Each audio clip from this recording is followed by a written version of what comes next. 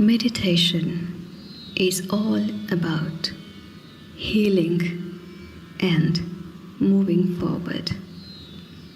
What needs to be healed first? What needs to be healed is the negative impression that has been there on our minds and on our hearts from times immemorial. We say it's there from times immemorial because we are beginning to realize the effect of these impressions now, and that is why we are in search of a meditation method to heal those. So the time for realization of all these negative tendencies and negative impressions has come now. What are these negative tendencies and what are these wounds? These are the barriers to the progress, and these are the karmic baggages that we carry, which cannot be actually seen or felt with hands, but they can only be felt with the heart. So, the first step is healing the heart. How do we heal the heart? The heart is the center of emotions. From times immemorial, we have let many circumstances and many people cause wounds on our pure nature. And we are so afraid of letting go of all those wounds because they have become a part of us. Why have they become a part of us? The first thing is because if we do not keep them as a part of us, we are afraid that we are healed. Subconsciously, there is a tendency to take revenge, to give back, to pay back to all those who hurt us.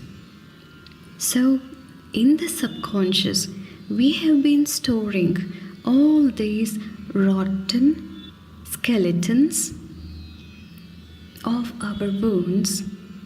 So sometime, somewhere, someday, I get to pay it back. And this is the most fundamental reason why we are not healed. So, the first step is to practice forgiveness. By forgiving, we don't become weak. We become strong. And with every complete forgiven burden, we become stronger. When once we are able to forgive all the burdens that we have been carrying from millions of years, completely is when we become the strongest. We become so strong that nothing else in this world or no other power in the universe can hurt us anymore. We are completely healed of the past and we repel any further hurt that comes our way. And the second reason why we were fundamentally hurt is because we let others hurt us. This is the part that tells us where is the responsibility of carrying this burden of hurt. Why did we let others hurt us? And to the extent that not days, not months, not years, but life after life, we carry the burden of being hurt. Why did we let others hurt us? There are so many kinds of noises around us. But do we take heed of every noise? Does every noise affect us? Not at all. So why is this noise called as a hurting comment, giving us so much of work? So we let others put so much of noise into our calm mind, first of all. Why did we let that noise in? That's because probably there was a feeling that was attached, or probably there was a feeling that was stimulated from this noise the person who hurt us made. And so, where is the source of hurt? It is actually not the other person. It is within us. It is a past impression that is actually attracting such noises. That is because the more the mind identifies itself with such noises, the longer it holds on to that feeling of taking revenge and emerging victorious one day. So when you emerge victorious, what happens? The ego is satisfied. So this is the reason why we don't want to be healed.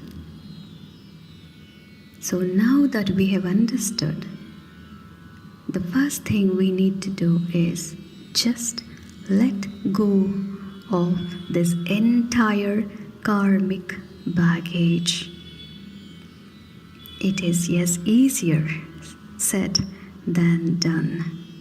But if you are identifying yourself and if you are actually accepting what I say today, then you have actually healed yourself to about 60%.